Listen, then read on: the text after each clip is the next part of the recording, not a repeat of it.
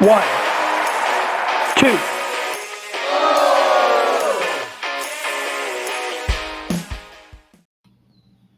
Hello, one and all, and welcome to another episode of The Kickout, the final word in professional wrestling.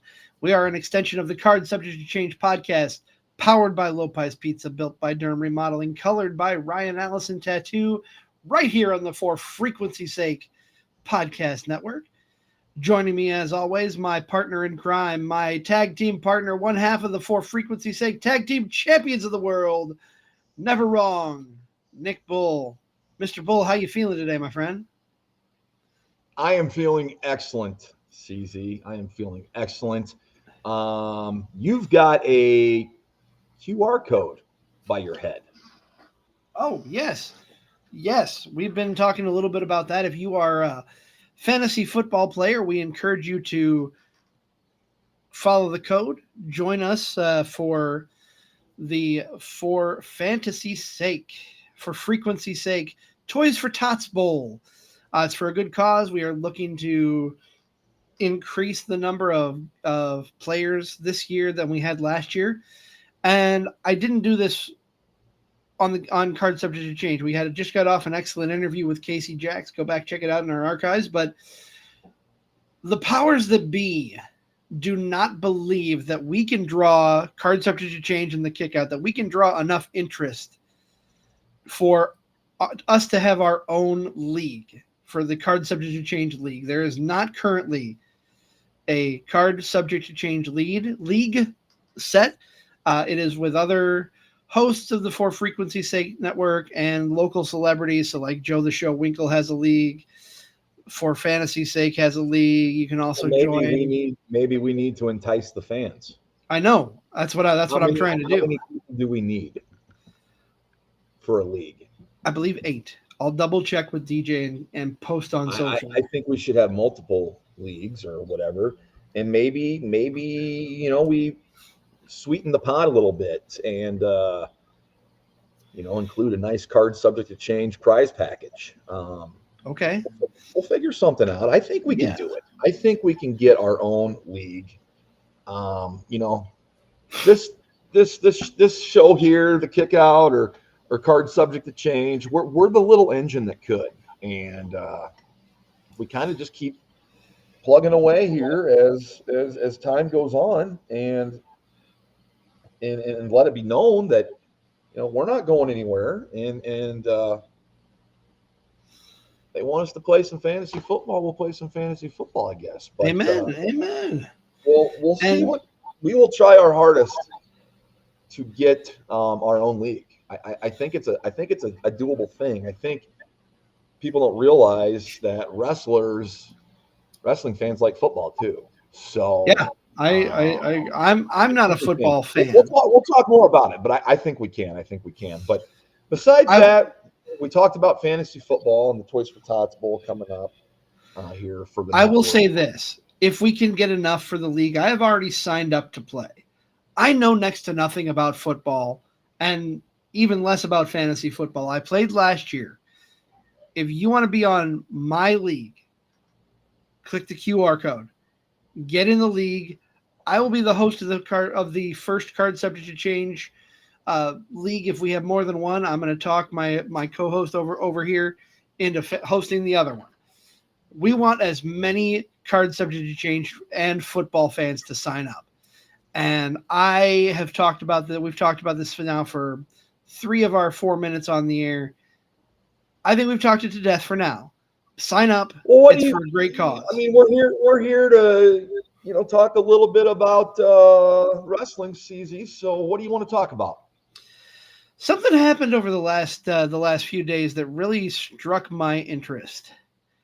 After his son Jey Uso lost the WWE World Heavyweight Championship to Gunther last Monday, or a week and a half ago at this point as this airs, Rikishi took to social medias and called for the firing of the WWE writers because he did not feel they booked him how a championship should be booked. He held the championship for 51 days. I know I've heard the term transitional champion thrown around. I don't know that. I think he defended it enough and had enough hype that he was not a transitional champion. That's my personal opinion. What do you think, Nick?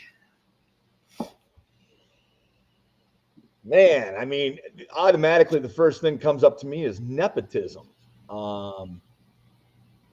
Is this same Rikishi watching the product for the last few years? And I love the bloodline storyline and everything that happened with it. And your son was a big part of that.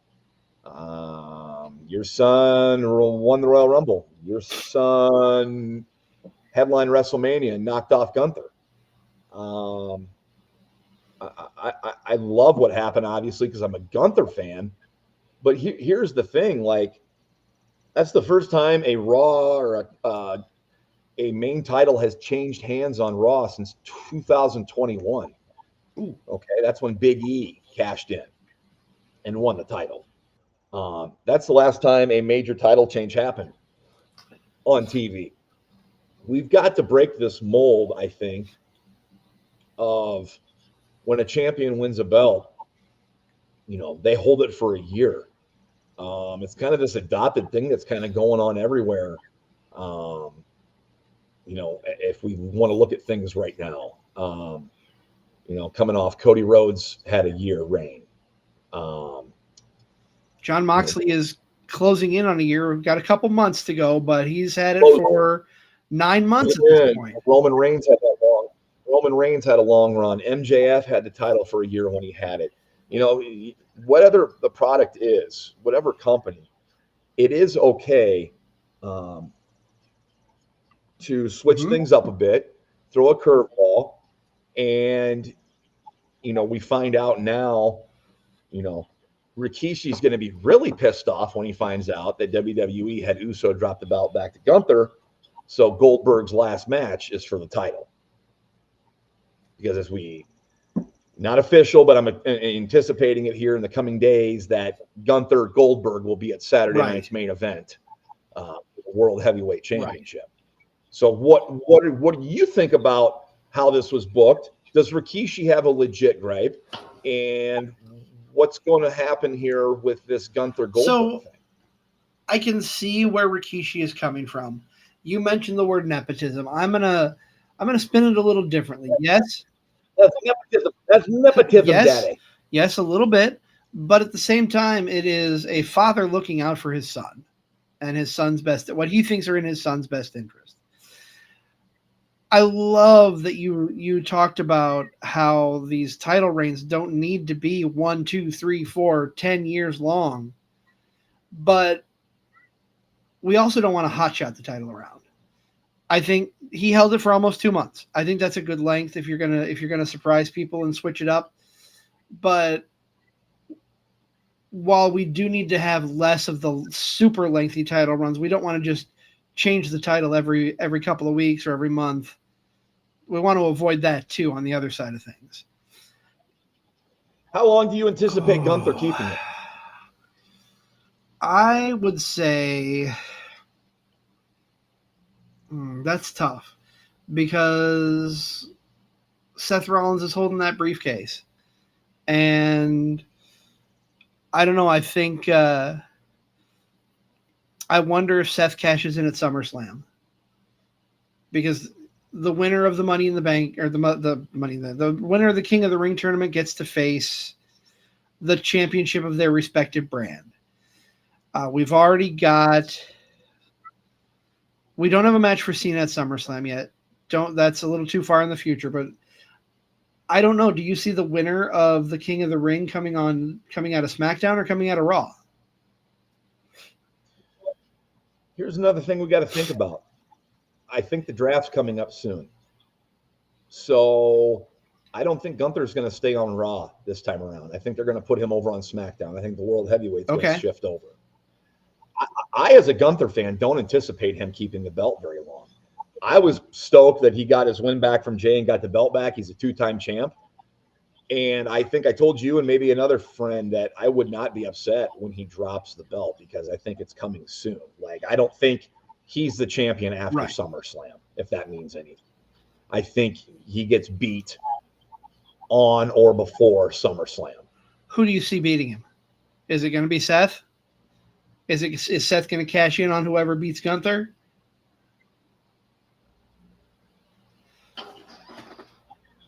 What if Punk beats Cena? Ooh. And then Rollins cashes in on Punk. I like where you're going with that. That's where I don't, I watched with bated breath, I think, as long as every wrestling fan did when Gunther beat Uso on Raw on Netflix a couple weeks ago. You waited for that music to hit. You waited for Rollins to come out with his crew and get that title back with the cash in. Right. It didn't happen. I'm leaning towards he cashes in on the other title. Okay, I can see that. And brings that title to Raw. So where do you see Gunther's SummerSlam going? It's a good question. I don't know. After Goldberg, does Uso get thrown back in there? We find out that Uso is the mystery partner or the mystery entrant in the King of the Ring tournament. As this airs, that's already happened, but we're recording this on Sunday, so we don't know who won that 4-way match yet. But on the other side, we've got Sammy and Randy Orton. Are we gonna get Cody and Jey? Can I just say that I don't think Sammy is coming out of that tournament winning, and here's why. I think it's time for Karrion Kross to step in and screw over Sami Zayn. And that's Sammy's story going into SummerSlam. Yes. In Saudi? Oh, you want to talk heat. Big time. So who do you have? Do you have Cody winning then? Oh, that's so tough. I don't know. Cody would be the odds-on favorite, I'd say. Just because he's been gone and they want to push him back. They want to keep him in that main title picture, but I don't know. Do we see Orton come away getting into that main event? I don't know. That's tough. This is a whole nother topic we could have for another TKO, but it's going to be interesting to see the build of SummerSlam this year. Now that it's two nights, when does the build start? Because with Royal Rumble, we know Royal Rumble kicks off WrestleMania season. When's the SummerSlam build start? Is it after Night of Champions and it's onward and upward to SummerSlam? Then here we go. Expect big things at SummerSlam this year. Expect big things. 2 nights, MetLife. It's going to be huge, and it's going to be exciting. I can't wait to see what happens. And I know you guys out there can as well. It's an exciting time in wrestling, and we're glad that you're here and you're a part of it. If you like what goes on here, this is our short form midweek show. The Kickout drops every Wednesday at 6 p.m. We just kind of go off topic, cover stuff we didn't talk about during our regular show, The Mothership, which is the Card Subject I think you mean podcast. The Mothership. That airs live on Sundays, usually at 6:30, but this coming week is not the case. Episode 200, CZ, has a big guest and a special time. Unfortunately, I did not put the graphic in this studio. I forgot when we were getting set up, but that's okay. We'll be hyping it on socials. We have already. Jeannie Bassone, the original Glow Girl Hollywood. We are coming to you live at 3 p.m. this Sunday to talk all things wrestling, talk about her book. Another thing that I've been reading it. It's in the other room, so I don't have it with me. I can't show it off like I did last time. But I didn't come into this prepared other than to have a conversation about wrestling, apparently. But no, I'm super excited. But Sunday, I'm stoked too because we'll talk about this on the show with Jeannie on Sunday with Hollywood. When we met her, she was writing the book. She said she'd come on when it came out. We didn't get scheduled the first time because of the severe weather, so it's finally happening. So we're really excited to bring this to you. And on top of that, it's episode 200 here of the Card Subject to Change podcast. Absolutely fun times. We're grateful you're along for the journey, and we're glad that you're here. Like, follow, share, subscribe, leave a message or a review. Wrestling questions related, just want to chat wrestling, reach out to us on the page. One of us will answer it. We'll get back to you. But for my tag team champion, co-champ partner, the Wizard CZ, I am Never Wrong Nick Bull, and this has been the Kickout, the final word in professional wrestling.